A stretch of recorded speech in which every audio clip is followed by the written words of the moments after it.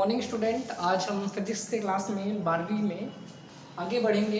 आज का हमारा टॉपिक है किसी बिंदु आवेश के कारण किसी बिंदु पर विद्युत क्षेत्र की तीव्रता। इससे पहले वाली क्लासेस में हमने पढ़ा कि विद्युत क्षेत्र किसे कहते हैं, विद्युत क्षेत्र की तीव्रता किसे कहते हैं, एक्सेट्रा एक्सेट्रा। आज हम पढ़ेंगे किसी भी बिंदु आवेश के कारण किसी अदर बिंदु पर विद्युत क्षेत्र की तीव्रता।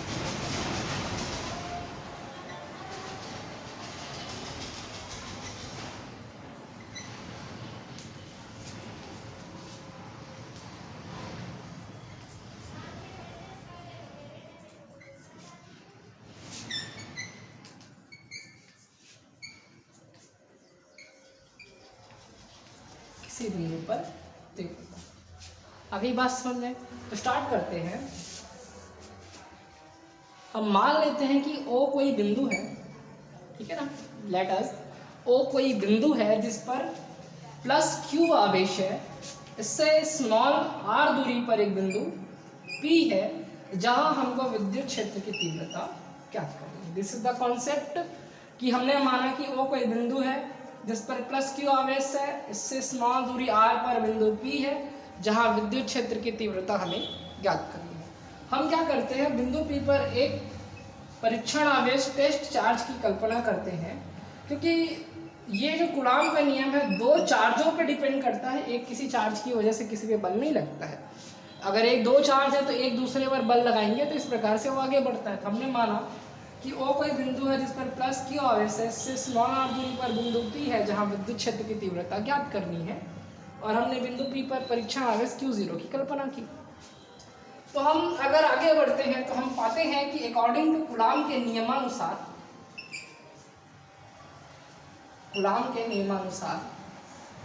जो Q है वो Q0 पर बल लगाएगा। तो कितनी मात्रा में लगाएगा? Q0 पर आरोपित बल, ये सारा नोट्स आप अपने बुक वगैरह से देख के बनाएंगे, मैं सिर्फ समझाने का काम करूंगा, ठीक है। तो Q0 पर जो आरोपित बल है वो होगा आपका F = 1/4 पाई एप्सिलॉन 0। कौन लगा रहा है? Q। किस पर लग रहा है? Q0 पर। दोनों के बीच का डिस्टेंस कितना है? R, यानी R का स्क्वायर। ये है आपका प्लस Q की वजह से दूसरे टेस्ट चार्ज यानी Q0 पर लगने वाला बल। परंतु हमको निकालना क्या है? विद्युत क्षेत्र की तीव्रता। और हम सब जानते हैं कि विद्युत क्षेत्र की तीव्रता बराबर होता है बल बटे आवेश, ठीक है। और वैल्यू पुट करिए। E होगा F की जगह आएगा 1/4 pi epsilon 0 Q0 upon R का स्क्वायर, और नीचे में आपका क्या आ जाएगा? Q0 कट गया। अब E का वैल्यू आ जाएगा आपका 1/4 pi epsilon 0 Q upon R का स्क्वायर, ठीक है। E का वैल्यू, E का जो यूनिट होता है न्यूटन प्रति कूलम। क्लियर है यहाँ तक के? आप इसको अच्छे से नोट कर लेंगे अपनी बुक वगैरह से लेकर। अपने नोट्स को प्रॉपर एकदम एग्जीक्यूट करके मेरे को जैसे ही चैप्टर खत्म होता है आपको अपना नोट्स मेरे पास लाके दिखाना होगा। आरी बात समझ में? इस तरीके से हम किसी बिंदु आवेश या किसी बिंदु पर विद्युत क्षेत्र की तीव्रता ज्ञात कर सकते हैं। तो अब आगे बढ़ते हैं अपने टॉपिक्स में।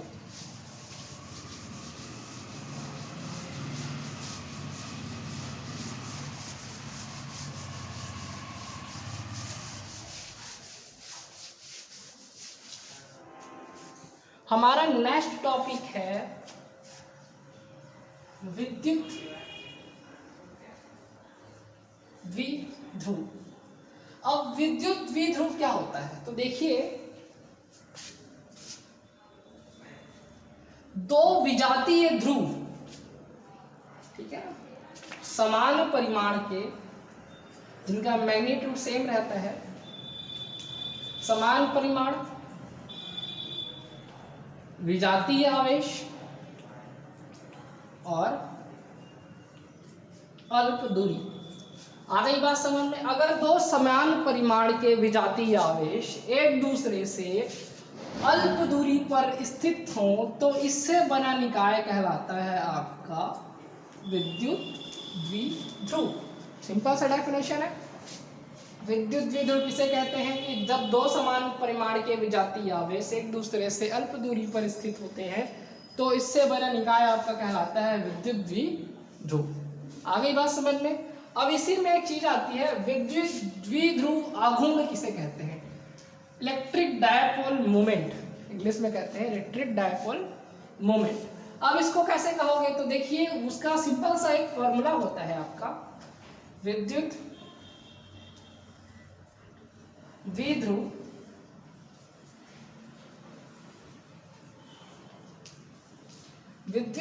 आघूर्ण बराबर होता है। देखिए हमारे पास दो प्रकार के आवेश हैं, प्लस क्यू और माइनस क्यू।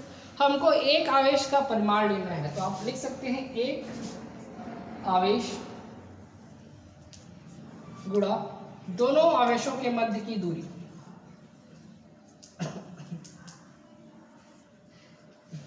आ गई बात समझ में। एक आवेश कहने का मतलब हो गया आपका क्यू, परिमाण में लेना है, दोनों के बीच की दूरी कितनी है 2a। डायपोल मोमेंट को दर्शाते हैं p से, p इक्वल टू होता है q इंटू 2a। आवेश का मात्रक होता है कूलाम और दूरी का मात्रक होता है मीटर, यानी कूलाम इंटू मीटर। आगे बात समझ में। इस प्रकार आप कह सकते हैं कि दो समान परिमाण के विजातीय ध्रुव विजातीय आवेश एक दूसरे से अल्प दूरी पर स्थित हो तो वो कहलाता है विद्युत द्विध्रुव। तथा किसी विद्युत द्विध्रुव में एक आवेश तथा दोनों आवेशों के मध्य की दूरी का गुणनफल कहलाता है आपका द्विध्रुव आघूर्ण। आ गई बात समझ में। अब इससे रिलेटेड कुछ टर्म्स हैं हमारे, वो करेंगे हम।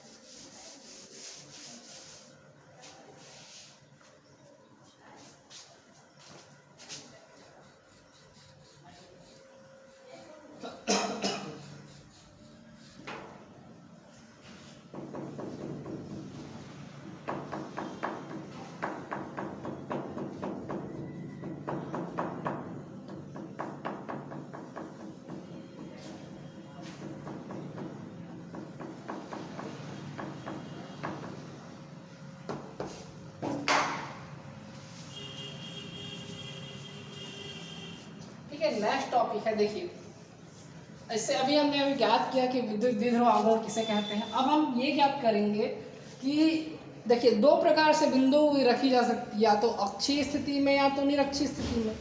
हमको जिस बिंदु पर विद्युत क्षेत्र की तीव्रता ज्ञात करनी है वो एक्सियल एक्सिस में हो सकता है, नॉन एक्सियल एक्सिस में हो सकता है। अक्षीय कहने का मतलब समझिए, सबसे पहले हम वही चीज़ समझेंगे कि अक्षीय किसको कहते हैं और हम अक्षीय स्थिति में तीव्रता निकालेंगे।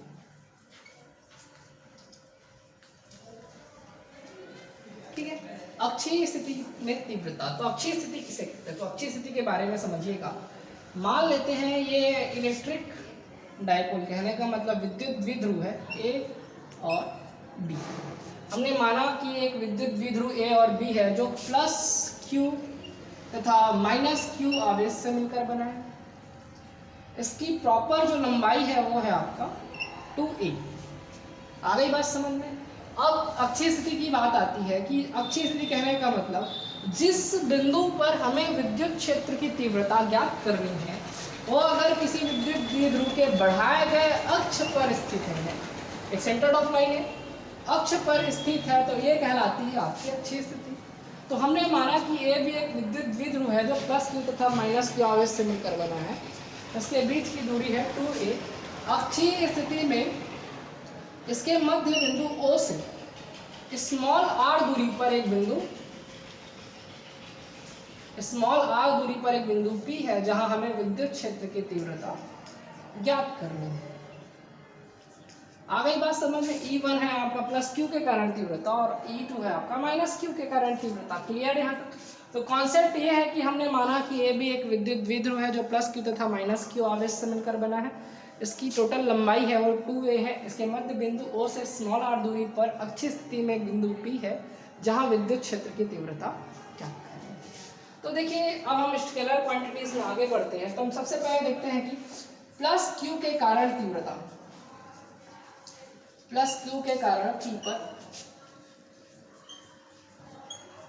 तीव्रता, तो प्लस Q के कारण P पर तीव्रता E1 मान लेते हैं। सेम चीज है, अभी हमने निकाला है कि E बराबर क्या होता है 1/4 पाई एप्सिलॉन 0। ठीक है, Q नीचे में रहता R का स्क्वायर। तो देखिए आप समझिएगा कि हम किसकी वजह से निकाल रहे हैं, प्लस Q की वजह से। कहाँ निकाल रहे हैं, P की वजह से। तो प्लस Q किस पॉइंट पे A और निकल कहाँ रहा है तीव्रता P पे, तो यानी क्या आ जाएगा डिस्टेंस AP का स्क्वायर।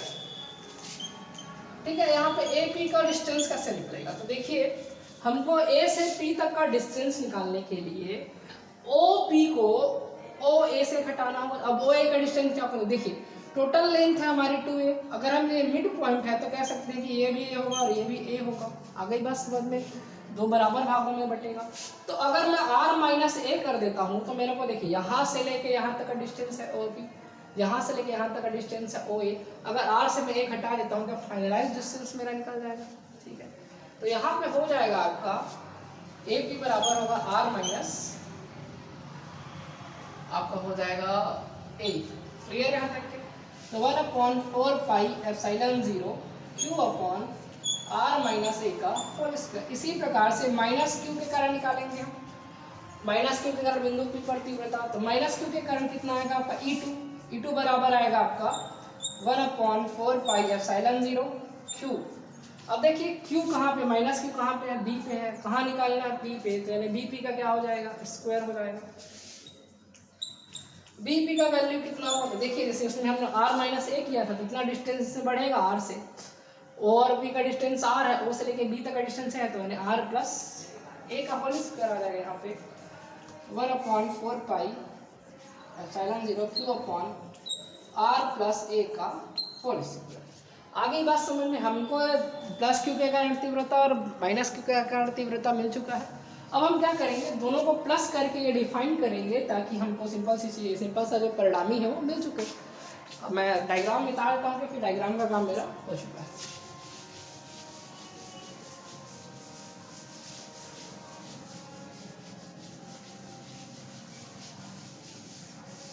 ठीक है, आइए देखते हैं, आगे बढ़ते हैं। अब आते हैं परिणामी तीव्रता में। परिणामी तीव्रता होगा E सदिश बराबर E1 सदिश प्लस E2 सदिश। परंतु क्या है, जब हमने डायग्राम में देखा कि दोनों का वेक्टर चिन्ह अलग था, E का 1 उधर था और E2 का कहाँ इस साइड था, तो जब दोनों का डायरेक्शन अलग हो वेक्टर कंपोनेंट्स में, तो प्लस को अगर हम दोनों का डायरेक्शन सेम डिस्टेंस में करना है तो प्लस की जगह वहाँ पे क्या आ जाता है माइनस। ये ठीक उसी प्रकार समझिए, एक लॉजिक है कि अगर एक बच्चा पैसे खर्च करता है और एक बच्चा पैसा कमाता है, तो हमको उनके बीच का जो एरिया बीच का बचत निकालना होगा, तो जितना पैसा बचा है उससे खर्च होने वाले पैसे को घटाना पड़ता है। नॉर्मली हम क्या करते हैं, यहाँ पे माइनस करते हैं, मतलब दोनों की डायरेक्शंस अलग अलग हैं, एक खर्च करता है एक बचाता है, तो बचत पैसे को निकालने के लिए कैसे करते हैं, माइनस करते हैं। उसी प्रकार से E इक्वल टू क्या हो जाएगा E1 minus E2। Vector quantity में इसी प्रकार से आप क्या निकाल सकते हैं, रिजल्टेंट कंपोनेंट निकाल पाते हैं।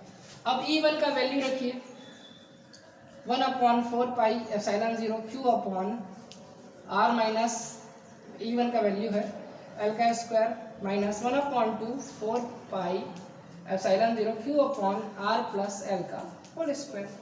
सब में कॉमन क्या है 1/4 पाई एप्सिलॉन 0 क्यू, सब में कॉमन है तो क्यू का इसके साथ क्या कर देना, गुणा कर देना। अंदर क्या बच जाएगा आपका 1/r माइनस एल का whole square minus 1/r plus L का होल स्क्वायर। आ गई बात समझ में। अब क्या करेंगे, आप क्रॉस मल्टीप्लिकेशन करेंगे, इसका गुणा इससे, इसका गुणा इससे और इन दोनों का आपस में गुणा। इसका गुणा इससे करोगे तो एक से तो उतना ही आएगा, इसका भी गुणा एक से करोगे तो उतना ही आएगा। a minus B into A plus B बराबर होता है a square minus B square. तो वैल्यूज यहाँ फाइंड करेंगे हम, तो आएगा हमारा q अपॉन 4 पाई एप्सिलॉन 0, ठीक है, r प्लस एल का whole square minus r minus L का होल स्क्वायर। ठीक है, यहाँ तक के। अब यहाँ पे हम रखेंगे तो जो आएगा R square minus L square का होल स्क्वायर आ जाएगा। आगे बात समझ में।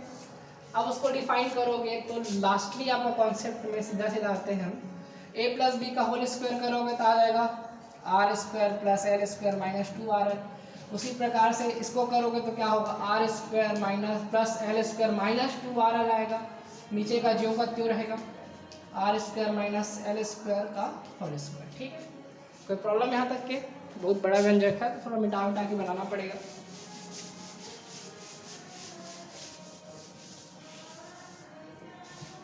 तो आगे बढ़ते हैं।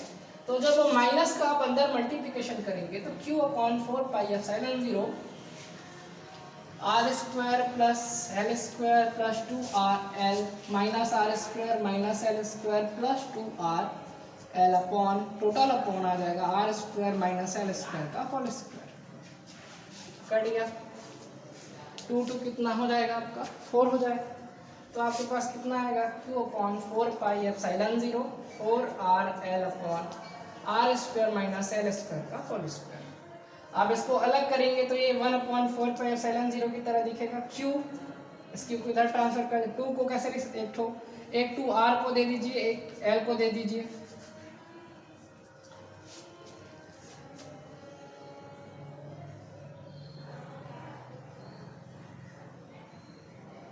सॉरी मैं बीच में एल लेके बना दिया क्या, कोई प्रॉब्लम नहीं है। यहाँ पे आप क्या करेंगे कि जहाँ जहाँ हमने एल एल रखा है वहाँ पे आप ए रख देंगे तो बदल जाएगा वो चीज़। आ रही बात समझ में। तो क्यू अपॉन क्या हो जाएगा Q 2r into 2l upon में क्या आ जाएगा आपका R square minus L square. अगली बात समझ में। यहाँ पे जहाँ जहाँ हमने क्या किए हैं ए लिया वहाँ पे एल कर देंगे तो सुधर जाएगा। आ रही बात समझ में।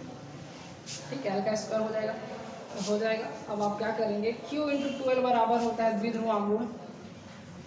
हमने उसमें लिखा q इंटू 2a तो जैसे आप डिस्टेंस बदलेंगे 2a की जगह 2l लिखेंगे तो ये सेम चीज़ हो जाती है। q इंटू 2l बराबर होता है कैपिटल P।